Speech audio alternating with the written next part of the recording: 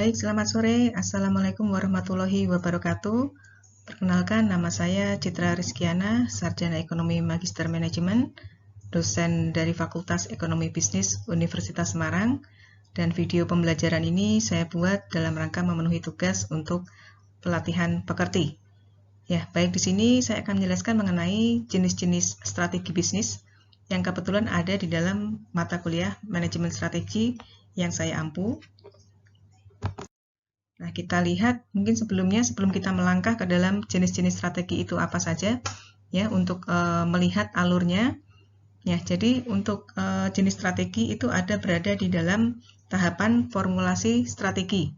Ya, kemudian setelah kita menganalisa lingkungan internal perusahaan seperti apa, kekuatan kelemahannya, dan kemudian kekuatan kelemahan eksternal atau yang lebih dikenal dengan ancaman dan opportunities-nya seperti apa, ya. Jadi kemudian kita menetapkan strategi bisnis yang dipilih oleh perusahaan.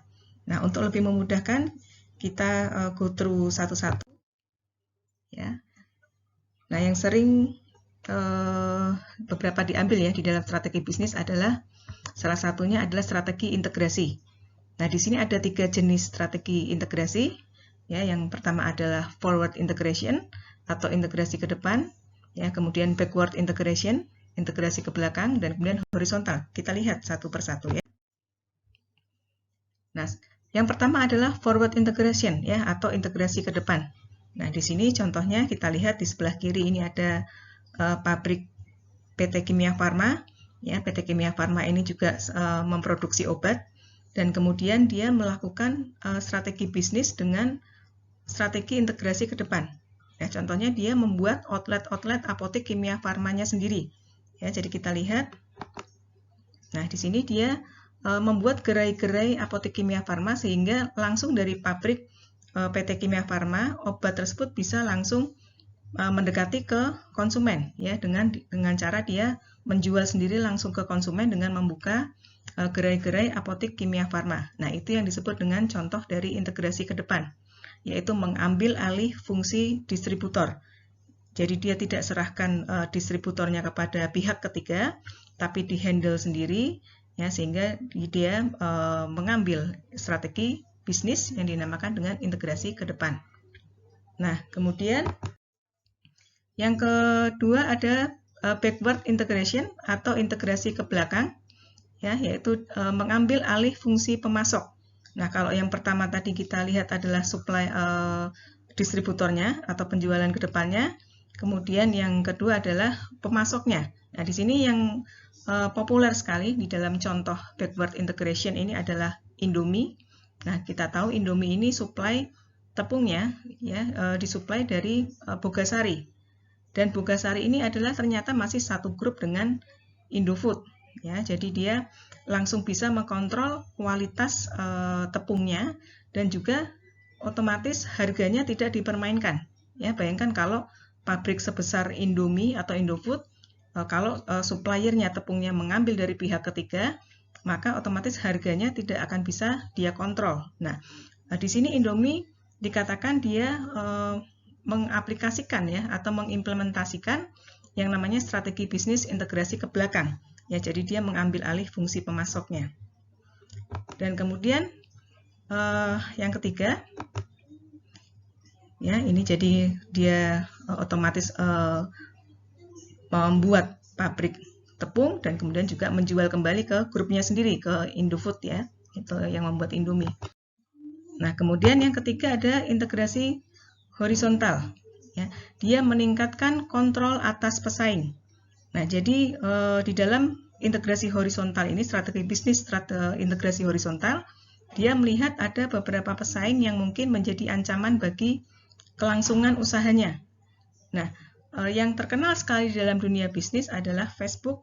Dia mengambil alih Instagram. Ya, jadi biasanya yang namanya integrasi horizontal ini bisnisnya masih terkait, ya, Facebook maupun Instagram kita tahu bergerak di bidang sosial media. Nah, Facebook pada saat awal ini, ya, dia melihat Instagram ini merupakan suatu peluang yang besar dan sekaligus ancaman. Ya, ancaman kalau dia tidak beli, maka malah akan menjadi akhirnya mengalahkan Facebook. Nah, sehingga di sini dia mengeluarkan yang namanya strategi bisnis dengan integrasi horizontal. Ya, dia meningkatkan kontrol atas pesaingnya dengan membeli Instagram. Selain Instagram, ada juga aplikasi WhatsApp. Ya, itu juga dibeli oleh Facebook. Ya. Nah, kemudian setelah kita lihat tadi strategi integrasi, ada yang namanya dengan strategi intensif.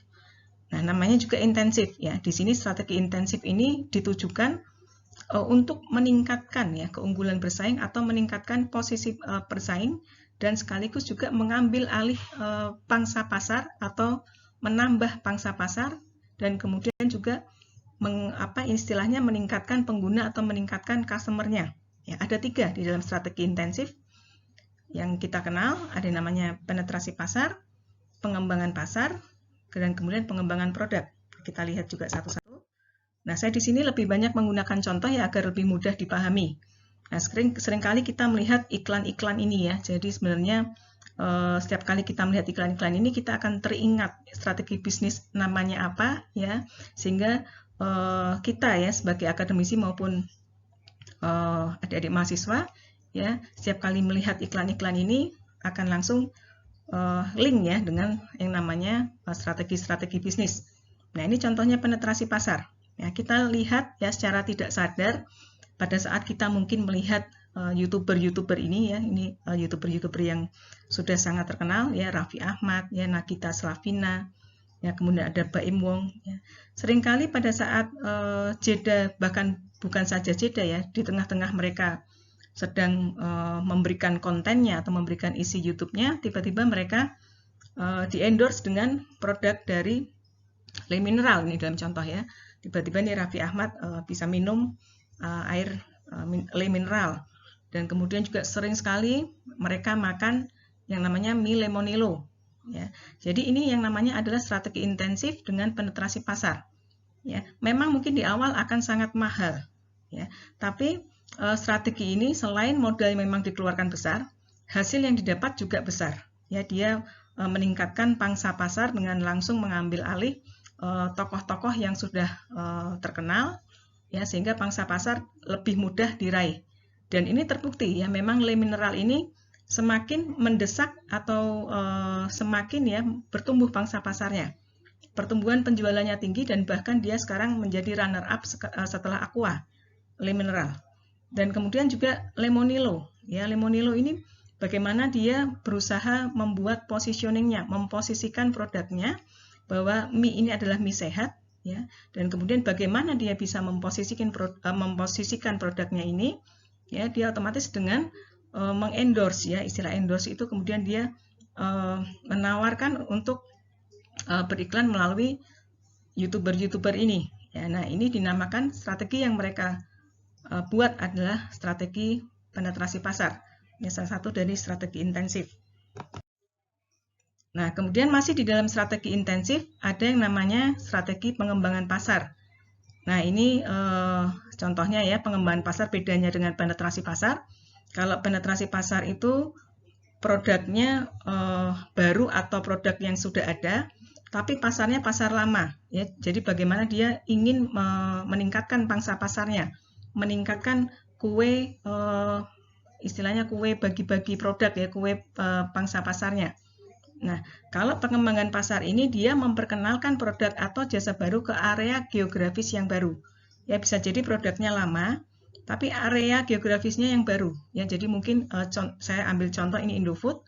Ya, dia baru-baru ini mencaplok Pine Hill ya atau suatu pabrik yang beroperasi di Afrika dan sangat besar dan juga nilai investasi yang dikeluarkan oleh Indofood ini juga sangat besar untuk membeli pabrik tersebut ya, atau industri tersebut yang ada di daerah Afrika dengan tujuan dia melakukan strategi pengembangan pasar ya dengan tujuan dia bisa memperluas pasarnya ya ke area Afrika dan Eropa. Nah, kita tahu Afrika ini dekat dengan pasar umroh, pasar haji ya, dan pasar ini sangat besar. Kalau mungkin dari kita yang sudah pernah umroh, kita dengan mudahnya menemukan produk Indofood yang ada di pasar umroh ya, kita lebih mudah ya, kita mudah sekali untuk mendapatkan juga produk Indomie di sana. Nah, untuk mengefisiensikan, untuk menghemat biaya, Indofood juga membeli pabrik yang dekat dengan area geografis umroh, ya. Nah, oke, itu yang dinamakan dengan pengembangan pasar. Nah, kemudian masih ada di strategi intensif adalah strategi yang ketiga yang dinamakan dengan strategi pengembangan produk, ya. Jadi contohnya di sini produk yang sudah ada, ya, kemudian dikembangkan, ya, dikembangkan dengan produk yang baru, ya. Jadi mungkin tadinya tidak ada mobil listrik, dan kemudian sekarang dia membuat mobil listrik. Ya, ini contohnya Tesla. Tesla adalah dia inovator pertama ya di mobil listrik. Nah, kemudian diikuti juga contohnya di sini Toyota. Ya, Toyota juga ikut mengembangkan produknya juga dengan sudah mulai meluncurkan juga mobil listrik. Nah, setelah kita lihat tadi strategi integrasi intensif, kemudian yang ketiga adalah strategi diversifikasi. Ya, bagaimana perusahaan ini mengembangkan lini produknya dengan strategi diversifikasi. Ada dua, diversifikasi tidak terkait dan diversifikasi terkait. Nah, yang terkait ini produk-produknya masih terkait dengan bisnis intinya. Ya, contohnya Mayora Group, dia terus mengeluarkan lini produk tapi yang masih berkisar di produk fast moving ya atau consumer goods, ya, makanan, terutama makanan dan minuman. Yang dia kembangkan lini produknya kopi, biskuit, dan lain-lain, tapi ya tetap muter-muter aja di produk makanan dan minuman. Nah, kemudian yang tidak terkait apa? Ya, ini yang sering dikenal dengan istilah konglomerasi. Nah, ini contohnya di sini ada Transcorp. Ya. Transcorp ini kita tahu ya bahwa lini bisnisnya ini sangat bermacam-macam. Ya, ada Mega Bank, ya, Bank Mega. Kemudian ada Trans 7, Trans TV, dan kemudian dia juga bahkan sudah masuk juga, dia membeli saham Garuda Indonesia, ya, meskipun mungkin sekarang nilainya agak turun. Nah, tapi inilah contoh bagaimana dia melakukan perluasan lini produk dengan yang tidak terkait ya. Dia awal mungkin meluncurkan dulu di media ya, di Trans TV, tapi kemudian dia mengembangkan di Bank Mega. Dan juga dia punya bisnis makanan ya, seperti ice cream Häagen-Dazs ya, itu juga milik dari Transcorp ya. Nah, ini contohnya bagaimana dia mengembangkan produk yang tidak terkait ya. Bahkan dia juga mempunyai hotel ya, hotel apa yang dimiliki oleh Trans itu sangat terkenal, juga ada di daerah Bali dan di Bandung ya. Nah, kemudian yang terakhir adalah strategi defensif. Nah, strategi ini untuk bertahan dalam situasi yang kurang menguntungkan bagi perusahaan.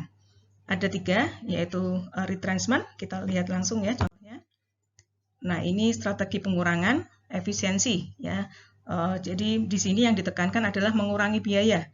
Ya, bisa jadi dia mengurangi karyawannya, bisa jadi dia mengurangi asetnya seperti menjual gedung, atau dia punya mungkin banyak kendaraan, dia jual sebagian.